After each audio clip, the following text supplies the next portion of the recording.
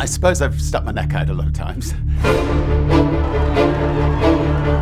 find that life's a lot more fun when you say yes than when you say no.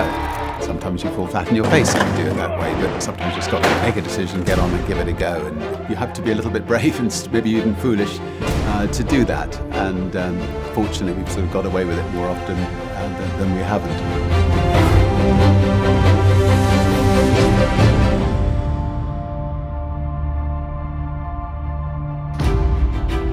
We are excited to have Sir Richard Branson, founder of Virgin Group, here with us today to light the Empire State Building.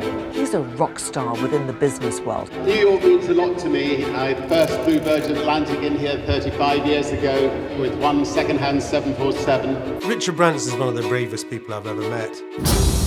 We've launched airships from here. He does not let himself be limited by what came before. We've launched balloons from here. He certainly doesn't let other people define him. We announced the launch of our spaceship company in New York. This guy's unique.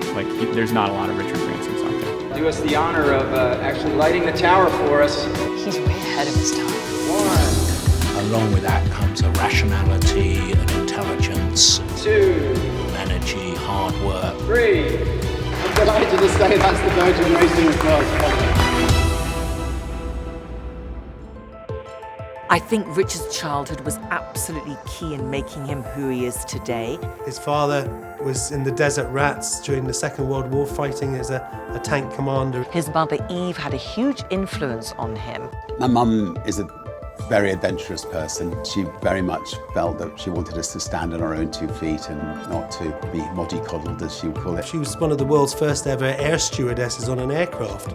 And there was the moment when I was 4 that we were going to Granny's house in Devon, and about 3 miles before we got there, I think I must have been misbehaving or something in the back of it. She just pushed me out of the car and said, right, you make your own way there. Right from a very early age, he was classic schoolboy adventurer and would go places where others would fear to tread. At age 10, myself and Richard, but really Richard, was trying to make extra money to increase his pocket money more than anything else, and he kept on coming up with ideas. Somebody told me that budgerigars bred a lot, and so I thought, well, if I get a pair of budgerigars and they breed quickly. We built a cage and we bought the budgerigars, and indeed they did breed, but we had to go away to school, and when we came back, the cat, so to speak, had got them, so it wasn't a hugely successful venture. So then we tried Christmas trees, because for every foot a Christmas tree grows, you can get £1 a foot. We planted a lot of Christmas trees, and the rabbits got in and ate them all. So our first 2 business ventures weren't very successful. We just learned bit by bit that you can take risks, but also you need to protect yourself a little bit from the things that can happen. And it was the 60s, the young people wanted a voice.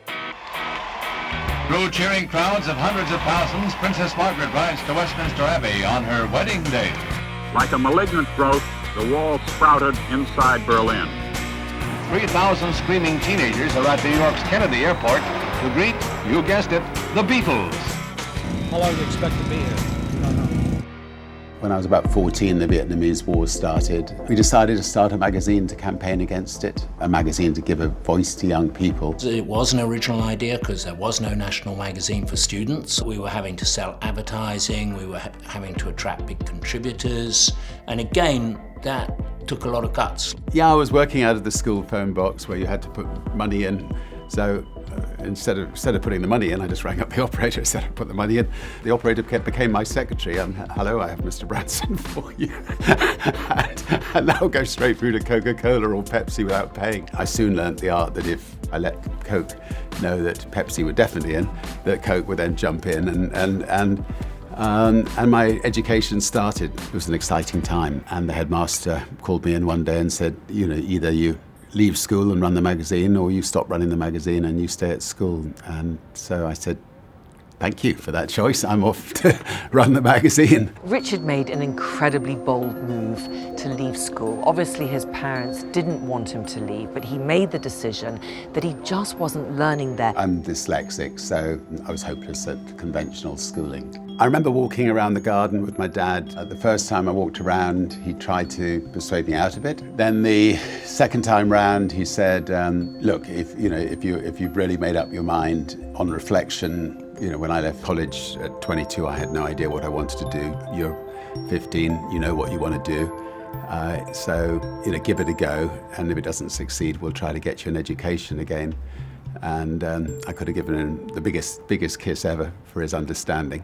He left school at 15, and his headmaster said when he left school, Branson, you're either going to become a millionaire or go to jail. And all he had was a bunch of mates around him. None of them really knew how to start a business. None of them really knew how to run a magazine. And they managed to secure great names in terms of Vanessa Redgrave, Mick Jagger, to participate in this magazine. Student magazine was profitable in the end, but it was proving a tough battle, and we were really looking for other ways to make money.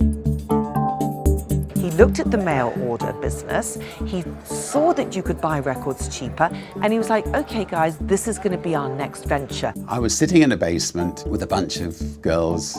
We were all about 15, 16 years old. We were trying to think of a name for a mail order company. And then one of the girls said, we're all virgins. Why did you call it Virgin? We all went, yes. Virgin sounded good, so we went with Virgin. That is a great name. It's fresh, it hasn't been done before. In those days, it's slightly risque.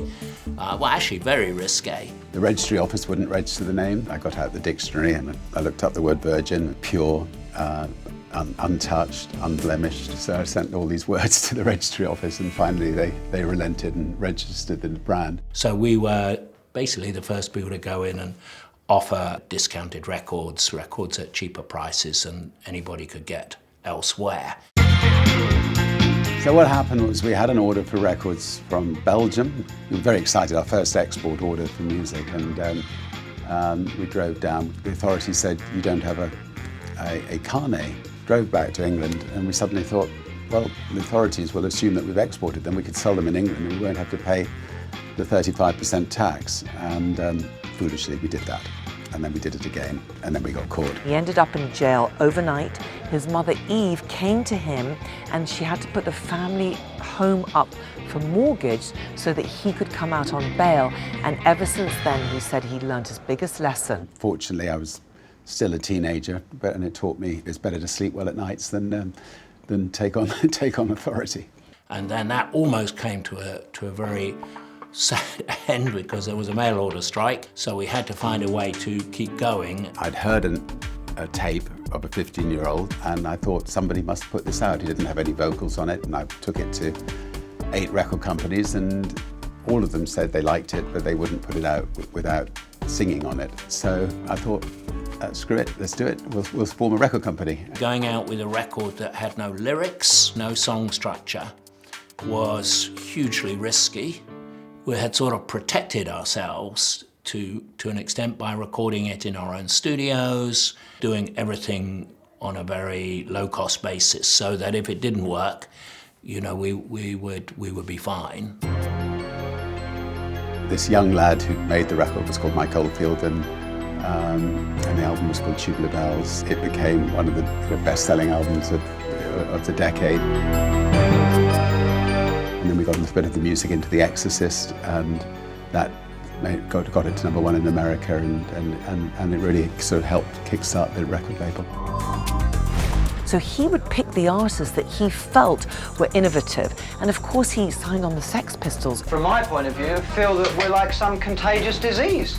Which at the time, you couldn't get more rebellious, more revolutionary than that. Classic stupidity.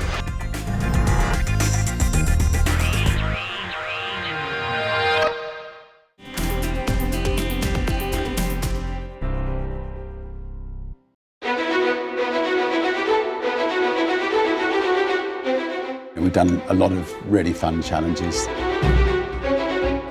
We decided to try to be the first to cross the Atlantic in a hot air balloon. Everything went wrong. I've been pulled out of the sea 4 or 5 times by helicopters. I think some of these sort of adventure things have helped give Virgin that sort of exciting image, which is, really sort of sets it apart from someone like British Airways or other people that we compete with. I mean, when I was 15, 16, I had nothing to lose. I had no mortgage, didn't have children, so perfect time to take a risk and stick your neck out. To give away that much money for nothing, classic stupidity. So he would pick the artists that he felt were innovative, and of course he signed on the Sex Pistols, which at the time, you couldn't get more rebellious, more revolutionary than that. And that's how he wanted to create the brand. He wanted them to stand out from all the other record companies by saying, we are for the young people, we are hip, we are trendy, and we are going to set boundaries. We needed to get profile, and one of the great ways to get profile is to do things that are attention-getting. So we were always looking at ways to get the Virgin name in front of people. I think the thing that put Virgin on the map was when we bought one second-hand 747.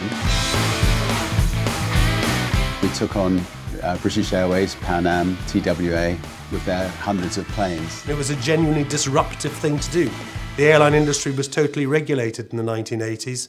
And people just didn't start airlines because the big monopolistic US national carriers and European state-owned carriers, had normally destroyed any opposition. People thought we were absolutely off our heads.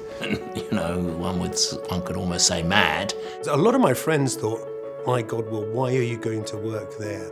That's the guy that's just started the airline. It's never going to work. All he's got is a record company. People who ran the record company were distraught. Why was I going to put this very successful record company at risk and go into the airline business? Every day there were things happening that were putting at risk what was already being done. So all of the time, you sort of feel the whole thing could collapse like a pack of cards. I hated flying on other people's airlines. I mean, particularly British Airways. They were stuffy, boring. So of course, when he went head-to-head with British Airways, he had to really pull out everything that he had, and they wanted to get rid of him, they wanted to get rid of Virgin, and there was Richard. It was a David and Goliath situation.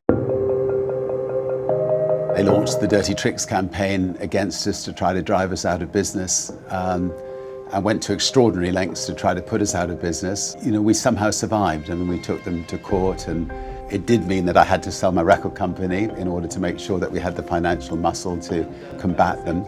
We've got the £560 million, which we can then spend on building up our newer companies, and in particular, I suppose, the airline and trying to make sure that can compete on a worldwide basis. Richard was a rare breed in a world that had been dominated by socialist politics and then dominated by Thatcherism in the early part of it. He was an entrepreneur that had come through in the 70s, and there weren't many of them around. We won the biggest libel damages in history. It was a turning point for Virgin Atlantic. I think British Airways realised that messing with us, that we would fight. So while his company had taken risks and also attracting all the young people, he himself is actually representing what his brand is, and that's adventure.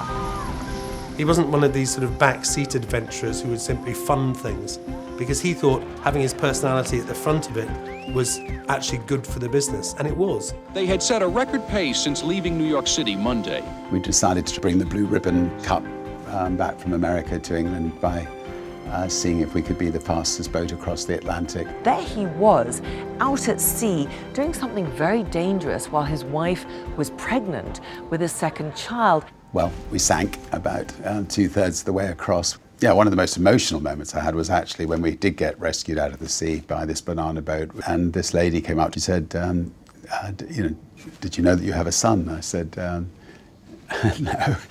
Would you like to see a picture of him?" And there she shows me a picture of him on the front page of the paper. Well, I know it created a lot of tension between him and especially Joan, who he's been with for decades, that he would go on risking things while having young children and now having grandchildren. Sometimes he wrote letters to them.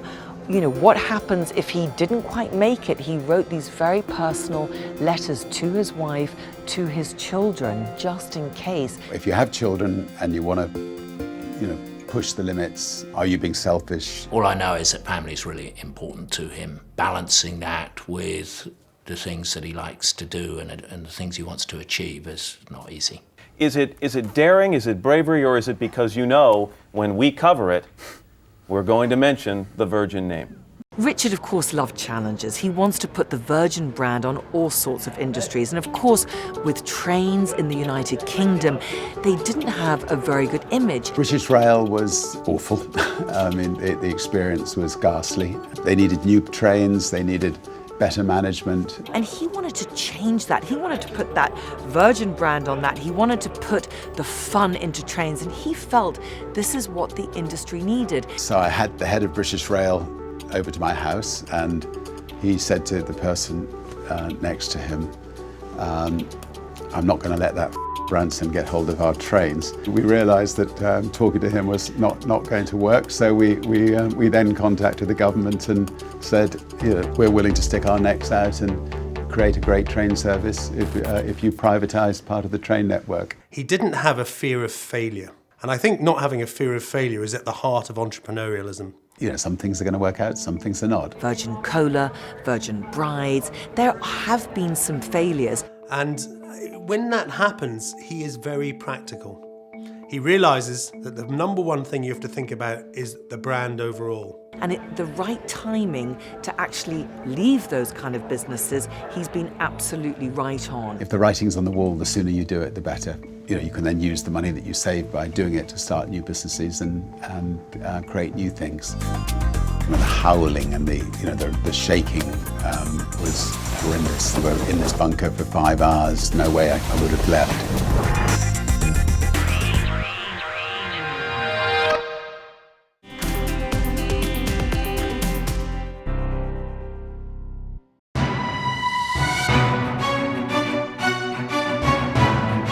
I've been lucky to have sort of wonderful moments. Being knighted was lovely because my parents were alive, and it's lovely to be able to share something like that with them.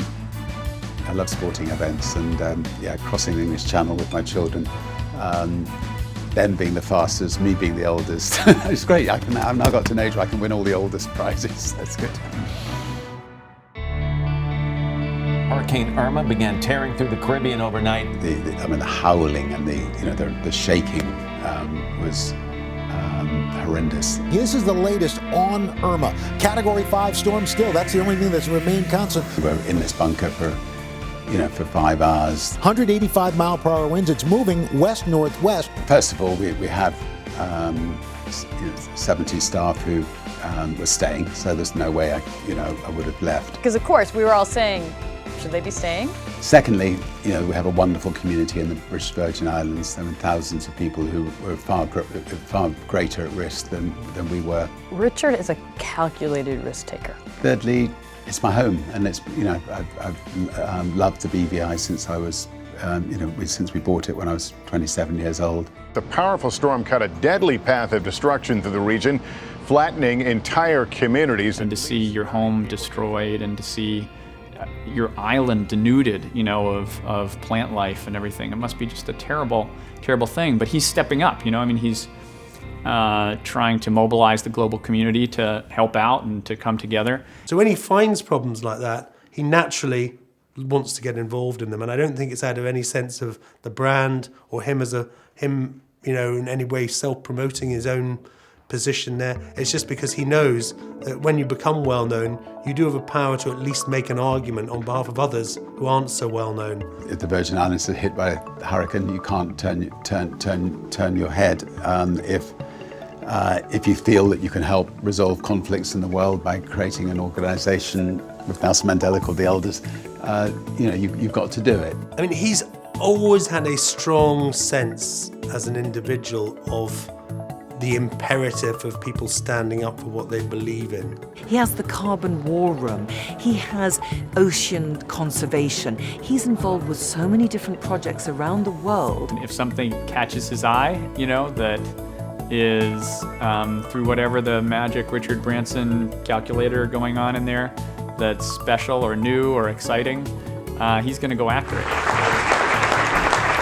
You should see his schedule. He's at the UN, he's at the B team, working with other leaders on ways we can create better workplaces. He's in meetings with the team here, and then he's meeting with the investment team on all the different businesses they have and the businesses they're going to create. We're going to inspire people to experience something that they would never have had the opportunity to experience. I think our move into space has been our boldest move. For us at Virgin at the time, if we could develop a space launch system capable of launching satellites and science into space and fund it without any government money using space tourism, this was really exciting stuff. That's a risk, right? That's a big business risk. But I think it'd be much more a risk if he didn't do that. Can you imagine the Virgin brand without trying to go to space? Travels beyond our world. Richard Branson is the guy behind everything Virgin, the old record stores, the airline, and now space travel, at least as close as you can get. For a price, $200,000. So I was very excited about that, and I wanted to be a part of it, and so my wife and I decided to buy a couple of tickets. We're inspired by how space represents the best of humanity, in a way. Courage, cooperation, discovery, wonder, awe. I think that if it hadn't been for a tragic accident that happened, they would have been flying commercially by now. The dream of civilians soaring into space as paying passengers could be on hold tonight after the deadly crash of a Virgin Galactic space plane. It was a dreadful day. Richard emailed me that he was coming to Mojave immediately after I let him know what had happened. So there was no hesitation. He knew that that's what he had to do because, you know, if you're the boss of a business and someone has died on your watch, you are ultimately responsible for at least finding out what happened. One of the pilots was able to parachute out and was injured. The other did not get out alive. The accident was a terrible moment for all of us, and we continue to think of the families of the guys who were involved. I was not sure whether we would continue. It was only when I got to the Mojave Desert and talked to the sort of many of the 700 astronauts who'd signed up. When I found out that it wasn't a technical problem, we decided to press on. He was very strong that we needed to continue, and that was a key moment. And I think, a moment that represents his bravery. Virgin Galactic, SpaceX, Blue Origin. I mean, note, it's Elon Musk, it's Richard Branson, it's Jeff Bezos. Why are these people investing in space? They are the presages of an industrial revolution in space that's coming very quickly, which will almost surpass everything you've seen in the internet over the past 25 years. If there's a complex problem, Richard thinks about the end solution. And he thinks about not so much the minutiae of how we get there, he'll find good people to do that, but he gives them a clear vision of where we want to get to at the end of that journey. I learnt the art of delegation early on. I think I'm good at finding good people and motivating them, and people seem to like working for Virgin. The stuff that he keeps in touch with me on is comprehensive vis-a-vis the space business. So he's on top of all the big issues. What I don't get until I'm in the car with him, listening to him make like a series of calls, is that he's like doing that for 30 different companies. Richard has a super clear vision for what he wants. The number one thing he will say to us is enough fun? There's always a first time for everything. That's right. That's why I'm a virgin, I suppose. So all of the things you read in the kind of textbooks of good management, he kind of naturally had lots of those in his personality. He wasn't the shouty boss, he was the thinking boss. He represents actually what we're trying to bring to other people, this spirit of giving it a go and getting out there and living life and going for it in life. That is the ethos of Virgin, to take a challenge on. He just has always been at the edge of pushing the next thing. Wherever he goes around the world, people recognize him, they want to be part of him, and they also want to learn from him. He just was brave enough to see things through his own eyes, and probably the biggest lesson is for most people, if they did that, who knows what potential they might unlock. You do only live once, and if you're capable of doing some extraordinary things, you should get out and try to do them. Foolishly, I'm as busy as ever, but enjoying it as much as ever.